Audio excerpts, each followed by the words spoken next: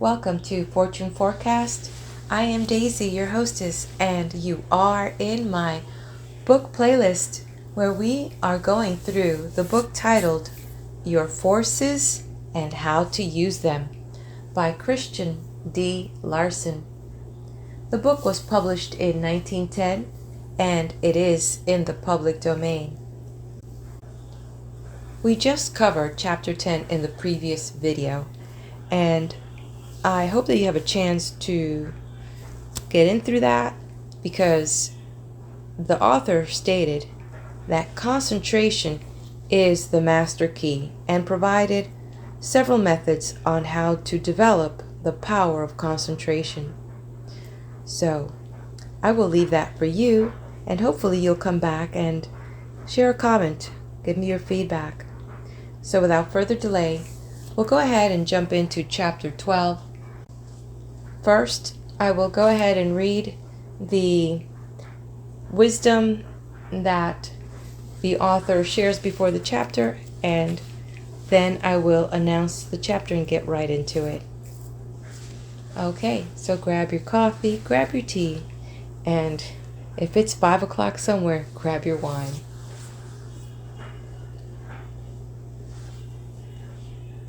Say to yourself 100 times every day, and mean it with all your heart: I will become more than I am. I will achieve more and more every day because I know that I can.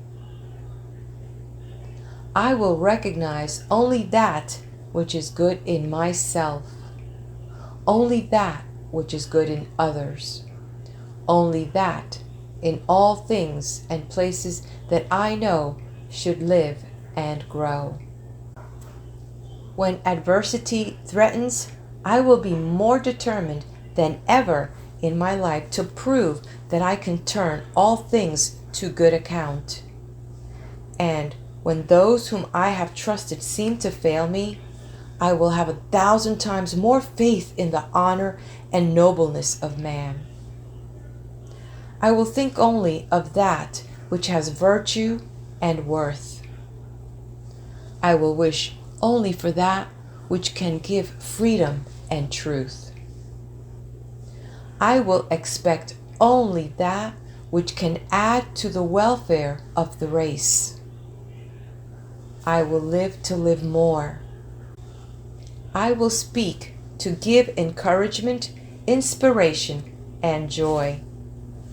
I will work to be of service to an ever-increasing number. And in every thought, word, and action, my ruling desire shall be to enrich, ennoble, and beautify existence for all who come my way.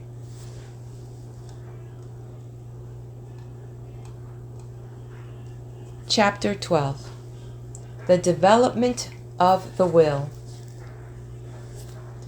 No force in the human system can be properly used unless it is properly directed, and as the will is the only factor in man that has the power to direct or control, a thorough development of the will, as well as a clear understanding of its application under every circumstance, becomes absolutely necessary if we are to use all the forces within us to the very best advantage.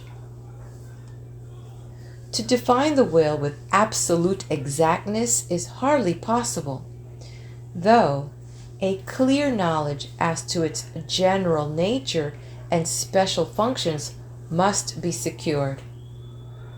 In a previous chapter, it was stated that the I am is the ruling principle in man. And it may be added here that when the I am exercises this function of rulership anywhere in the human system, willpower is the result. Or it may be stated that the will is that attribute of the I am, which is employed whenever there is a definite intention followed by actual action with a view of initiating, controlling, or directing. To state it briefly, therefore, willpower is the result of the I am, either taking initiative, action, or controlling and directing any action after it has been taken. Among the many functions of the will, the principal ones are as follows: the will to initiate, the will to direct, the will to control, the will to think, the will to imagine, the will to desire, the will to act, the will to originate ideas, the will to give expression to those ideas, the will to will into action any purpose, the will to carry through that purpose, the will to employ the highest and most perfect action of any force or faculty in mind, and the will to push up, so to speak, any talent in the mind to its highest point of efficiency. This last mentioned function has been ignored, but it is by far the most important in the practical life of attainment and achievement. To illustrate this idea, we will suppose that you have a group of faculties, all of which are well developed and contain a great deal of ability and power. But how can those faculties be caused to act? The fact is, they will not act in the least until the will wills them into action. The will, therefore, must first be applied, but the act of initiating action among those faculties is not its only function. To illustrate again, we will suppose that your will is very weak. It therefore stands to reason that the original impulse given those faculties will also be weak. Then, when we understand that it is necessary for the will to continue to prompt or impel the continued action of any faculty, we realize how weak, half-hearted, and limited such an action will necessarily be when the will is weak. On the other hand, if your will is very strong, the original impulse given to the faculty will be strong, and the continued action of that faculty will be much stronger, larger, and more efficient. In brief, when a faculty is backed up, so to speak, with a powerful will, it easily doubles its capacity and efficiency. In other words, it is pushed up to a higher state of action. We understand, therefore, the great importance of having a strong will. Though such a will is not only an advantage in promoting a fuller and larger expression of any faculty we may possess, but also in promoting a larger and more perfect expression of any force that may be applied, either in the personality, in character, or in mind. A powerful will, however, is never domineering or forceful. In fact, a domineering will is weak. It may be seemingly strong on the spur of the moment, but it cannot be applied steadily for any length of time. A strong will, however, is deep, continuous, and persistent. It calls into action your entire individuality, and as you exercise such a will, you feel as if a tremendous power from within yourself had been calmly, though persistently, aroused. When we analyze the human mind, in the majority we find the will to be weak, and in fact, almost absent in a great many. Such people do not have the power to take a single original step. They have no initiative and accordingly drift with the stream. Among others, who are a little higher in the mental scale, we find a will somewhat stronger, but not sufficiently strong to exercise with any degree of efficiency a single one of its functions. Among what can be called the better class, we invariably find the will to be fairly well developed, and among the great leaders in all the different phases of human life and action, we find the will to be very strong. In fact, there is not a single mental or spiritual giant in history who did not have tremendous will. And this was one of his great secrets. To illustrate further with regard to the last mentioned of the special functions, we will suppose that you have some talent for music. If you should will to exercise that talent to a slight degree only, it is evident that your efficiency along that line would not be marked. On the other hand, if your will was so strong that you could push up, so to speak, your musical faculty to its very highest point of efficiency, you would soon find yourself on the verge of musical genius. In fact, musical genius is absolutely impossible unless you have a strong will, no matter how much musical talent you may possess. Though it must be remembered in this connection that it is not sufficient simply to have a strong will. The majority do not possess a strong will, and most of those who do have a strong will have not learned how to apply it so as to secure great efficiency in anything they may do. And here it is important to state that anyone who will increase the power of his will and properly train it for the purpose just indicated may expect to increase his efficiency anywhere from 25 to 200%. The majority have many times as much ability and working capacity as they are using at the present time.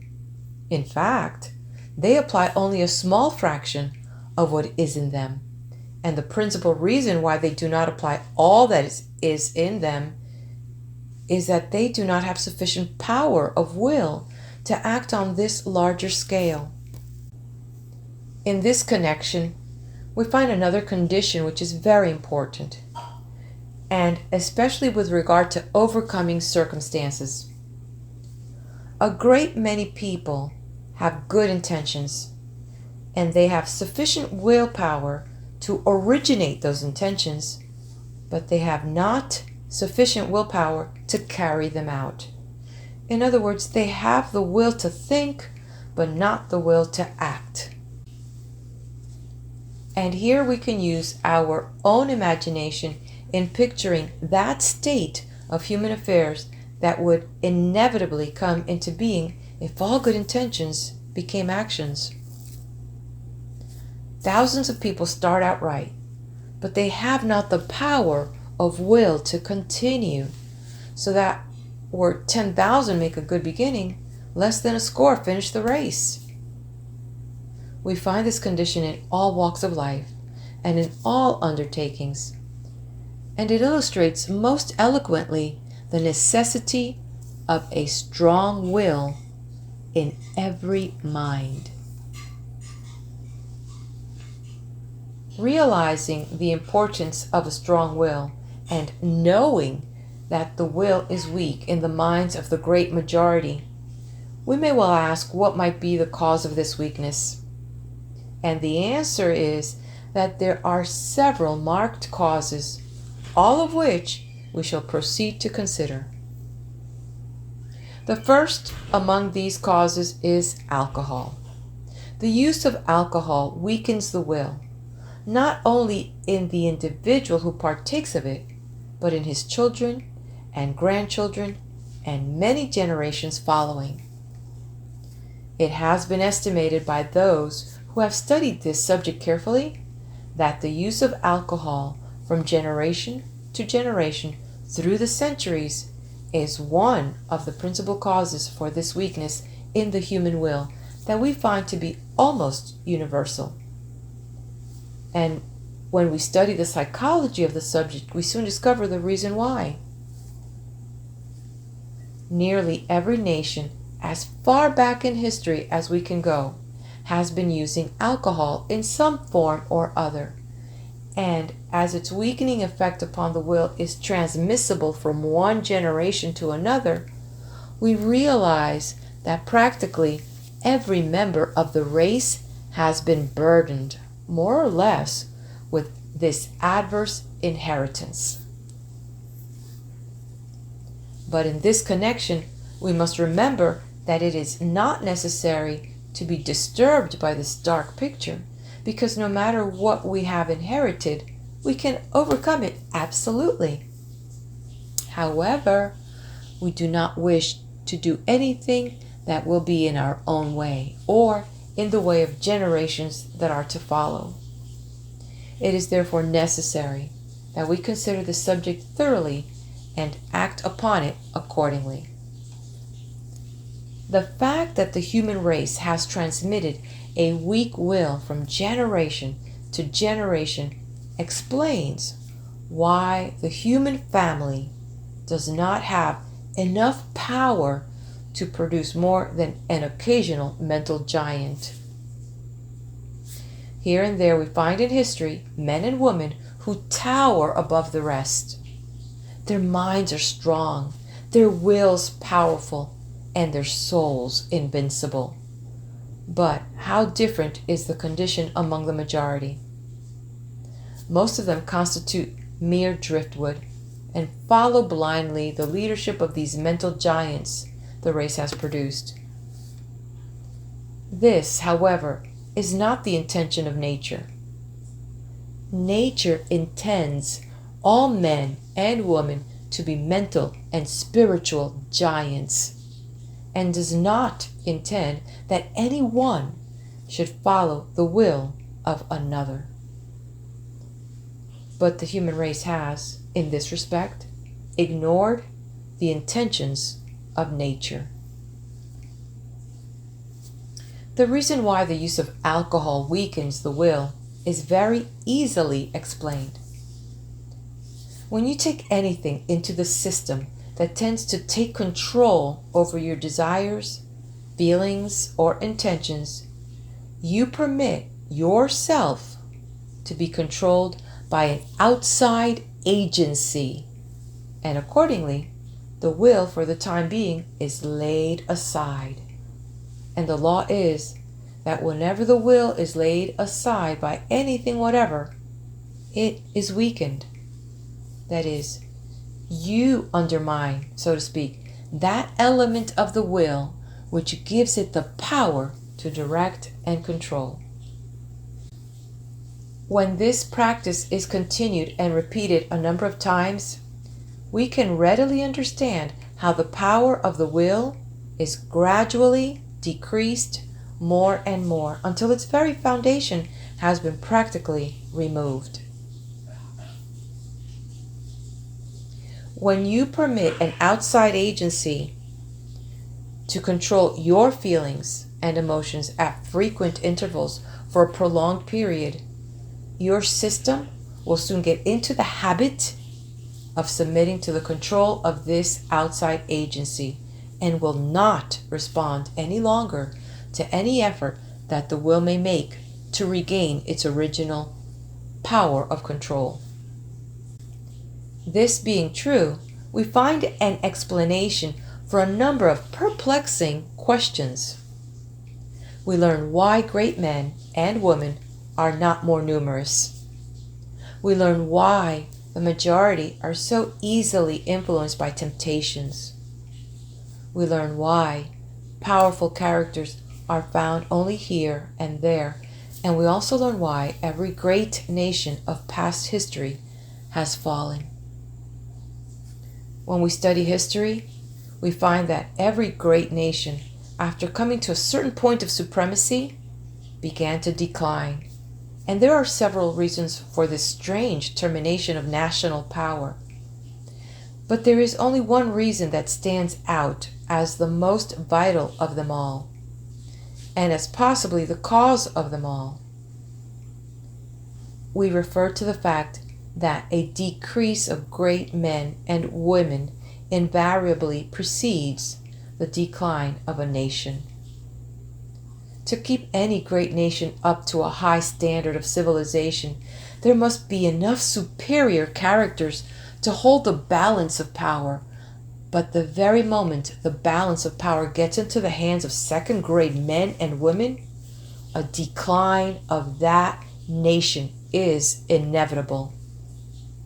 Therefore, if any great nation in the present age is to continue to grow in real greatness and real power, we must make a special effort to increase the number of great men and women in every generation. The greater a nation becomes, the more great men and women are required to govern and direct the forces of progress and growth that are at work in that nation. We therefore understand what is required of us in this generation if we want present civilization to advance and rise in the scale. Another cause of this weakness in the will is found in what may be called physical excess. And it is unfortunate that so many people have permitted themselves to be placed under physical influences during the last 50 or 75 years.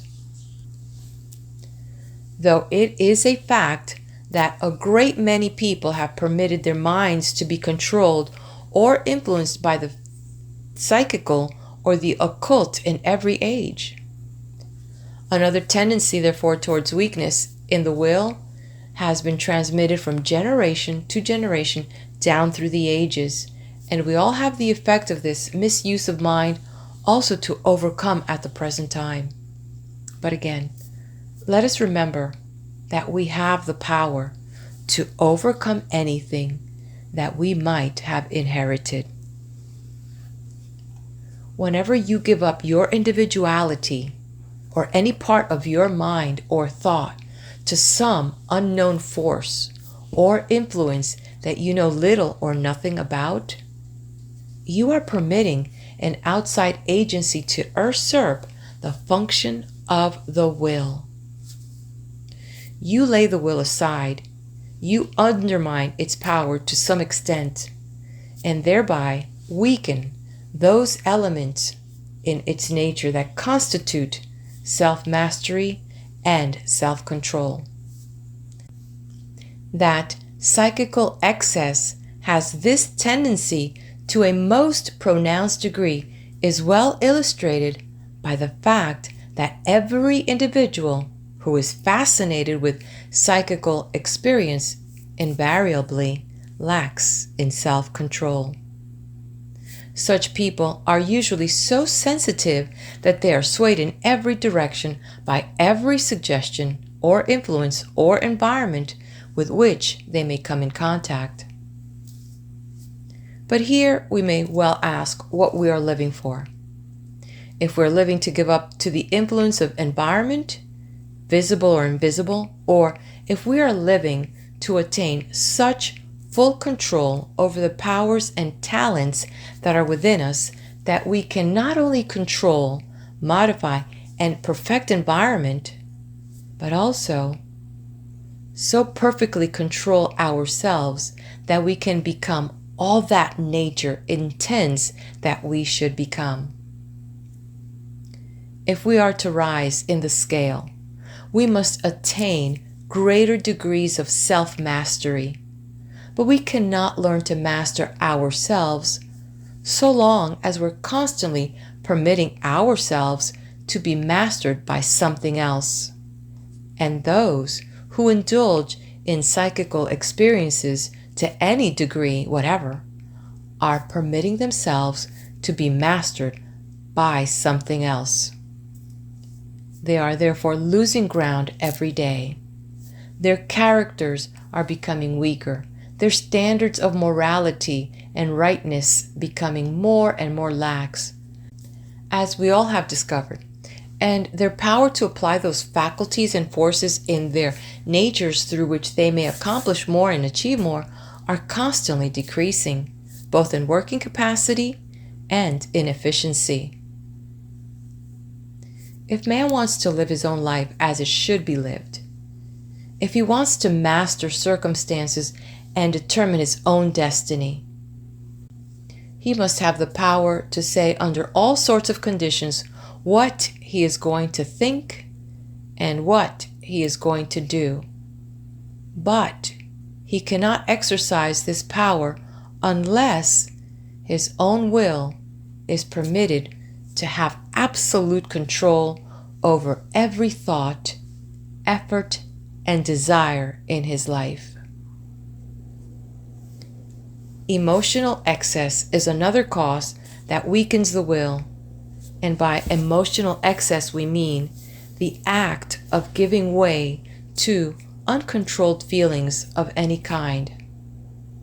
To give way to anger, hatred, passion, excitability, intensity, sensitiveness, grief, discouragement, despair, or any other uncontrolled feeling is to weaken the will. The reason is that you cannot control yourself through your will when you permit yourself to be controlled by your feelings. And any act that rules out the will weakens the will. Whenever you permit yourself to become angry, you weaken the will. Whenever you permit yourself to become offended or hurt, you weaken your will. Whenever you permit yourself to become despondent or discouraged, you weaken your will. Whenever you give way to grief, mental intensity, or excitability, you weaken your will. You permit some artificial mental state to take possession of your mind, and your will at the time is put aside. We therefore should avoid absolutely all emotional excess.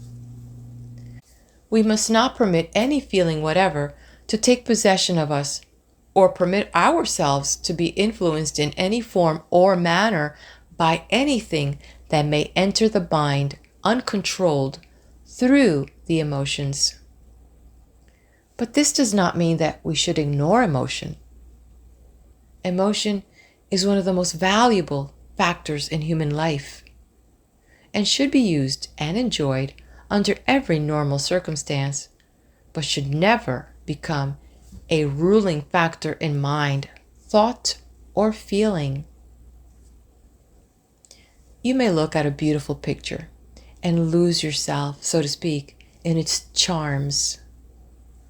You may listen to exceptional music and be carried away, or be thrilled through and through by the joy of its harmony.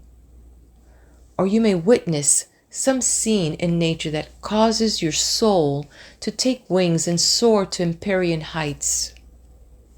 You may permit yourself to enjoy any or all of these ecstasies at any time, provided you have conscious control over every movement of your emotions at the time.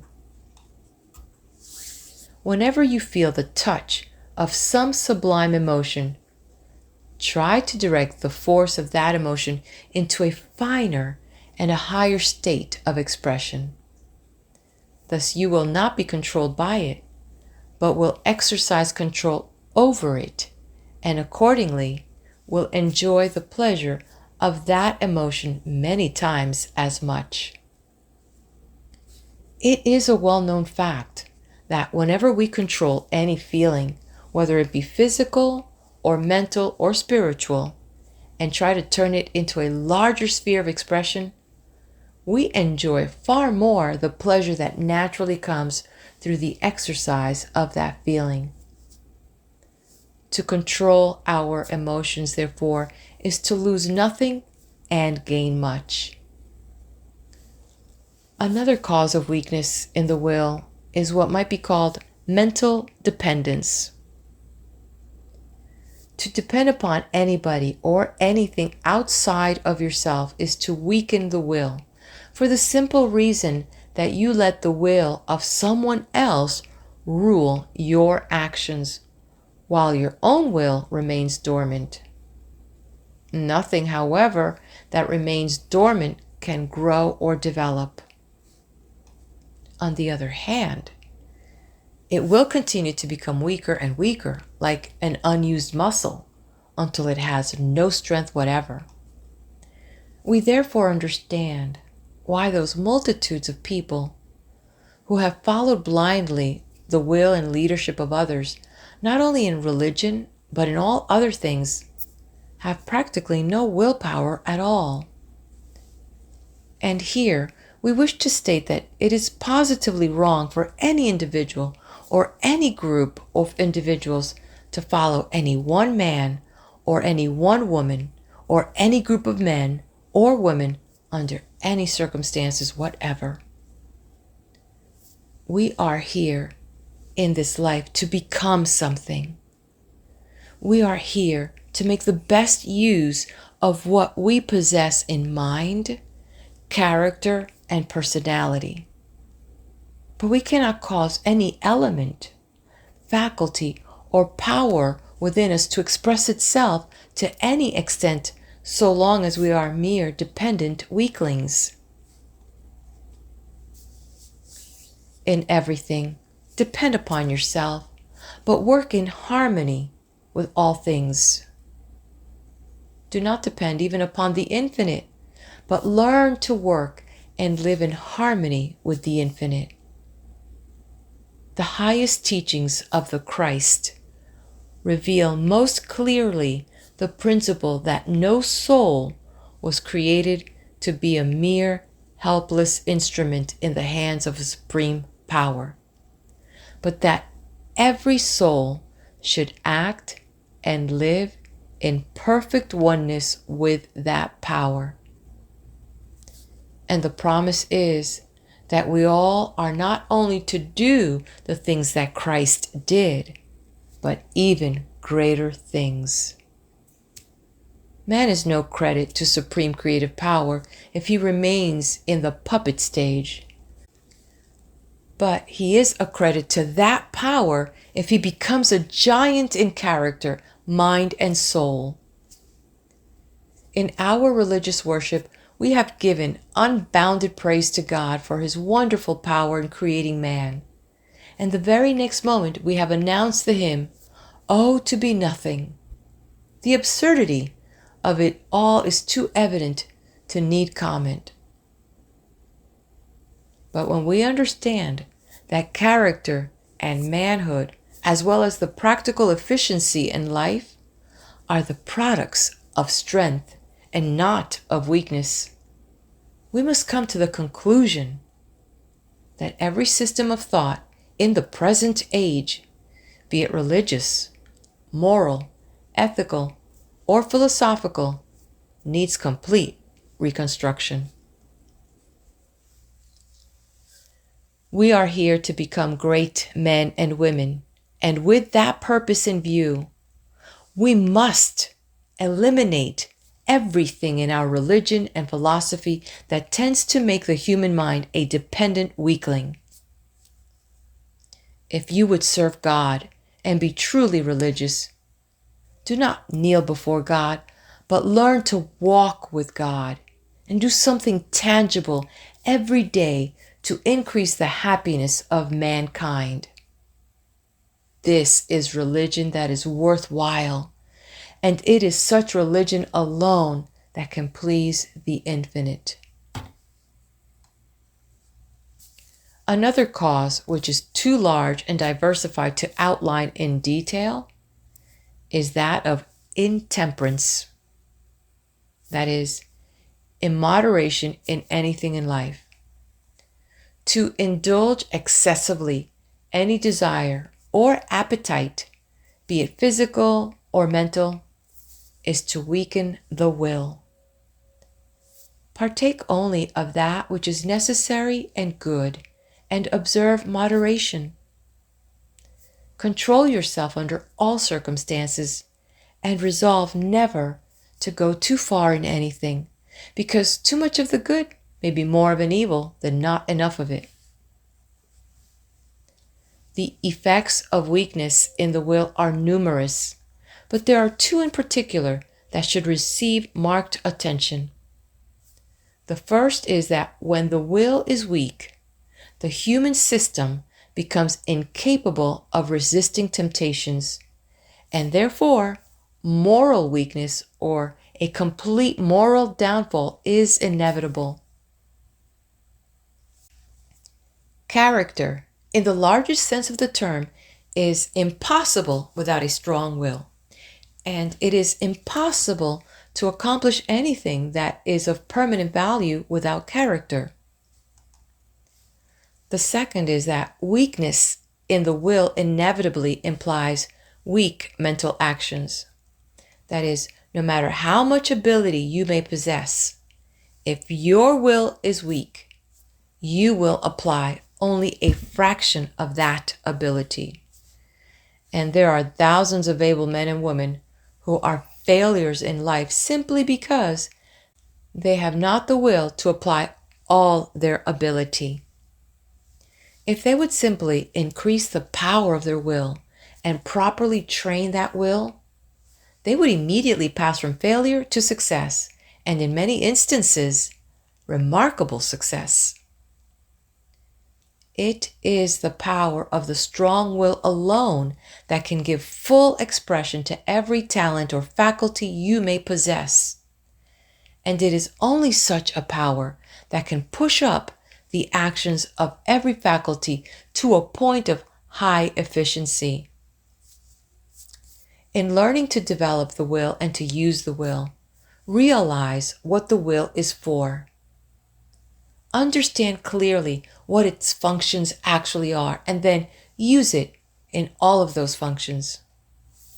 Avoid anything and everything that tends to weaken the will, and practice every method known that can strengthen the will. Do not give in to any feeling or desire until you succeed in directing that feeling or desire as you like. Feel only the way you want to feel, and then feel with all the feeling that is in you. Whatever comes up in your system, take hold of it with your will and direct it so as to produce even greater results than were at first indicated. Use the will consciously as frequently as possible in pushing up your faculties to the highest point of efficiency. That is, when you're applying those faculties that you employ in your work, try to will them into stronger and larger actions. This is a most valuable practice, and if applied every day, will, in the course of a reasonable time, not only increase the capacity and ability of those faculties, but will also increase decidedly the power of the will. Whenever you will to do anything, will it with all there is in you. If no other practice than this were taken, the power of the will would be doubled in a month. Depend upon the power that is in you for everything, and determine to secure the results you desire through the larger expression of that power. Never give in to anything that you do not want. When a certain desire comes up that you do not care to entertain, turn your attention at once upon some favorable desire, and give all the power of your will to that new desire. This is very important, as the average person wastes more than half of his energy entertaining desires that are of no value and that he does not intend to carry out. Whenever any feeling comes up in the system, ask yourself if you want it. If you do not, turn your attention in another direction. But if you do want it, Take hold of it with your will and direct it towards the highest states of mind that you can form at the time. In brief, every action that enters the system, whether it comes through thought, feeling, desire, or imagination, should be directed by the power of the will and turned into a higher and greater actions. Whenever you think, make it a practice to think with your whole mind. Make your thinking wholehearted instead of half-hearted. Whenever you act, act with all there is in you. Make every action firm, strong, positive, and determined. In other words, put your whole soul into everything that you feel, think, or do. In this way, you turn on, so to speak, the full current of the will, and whenever the will is used to its full capacity, it will grow and develop. Try to deepen every action of mind and thought. That is, do not think simply on the surface, but also think subconsciously. Think and act with your deeper mental life. You thereby give the power of the will a deeper field of action, and it is established in the larger life of your individuality instead of in the surface thought of your objective mind. The difference between a superficial will and a deeply established will is readily found in everyday experience. When you will to do anything and your intentions are easily thwarted by the suggestion of someone else, your will is on the surface. But when your intentions are so deeply rooted in the subconsciousness of your mind that nothing can thwart those intentions, your will has gained that great depth which you desire. The more easily you are disturbed, the weaker your will, while the stronger the will, the more difficult it is for anything to disturb your mind. When the will is strong, you live and exercise self-control in a deeper or interior mental world, and you look out upon the confusions of the outer world without being affected in the least by what takes place in the external. Whenever you exercise the will, try to place the action of that will as deeply in the world of your interior mental feeling as you possibly can. That is, do not originate will action on the surface, but in the depth of your own supreme individuality. Try to feel that it is the I am that is exercising the power of the will. And then remember that the I am lives constantly upon the supreme heights of absolute self-mastery. With this inspiring thought constantly in mind, you will carry the throne of the will, so to speak, farther and farther back into the interior realms of your greater mental world, higher and higher up into the ruling power of the supreme principle in mind. The result will be that you will steadily increase the power of your will and appropriate more and more the conscious control of that principle in your greater nature, through which all the forces in your possession may be governed and directed. And this concludes Chapter 12. Okay, I'll meet you in the next video for Chapter 13.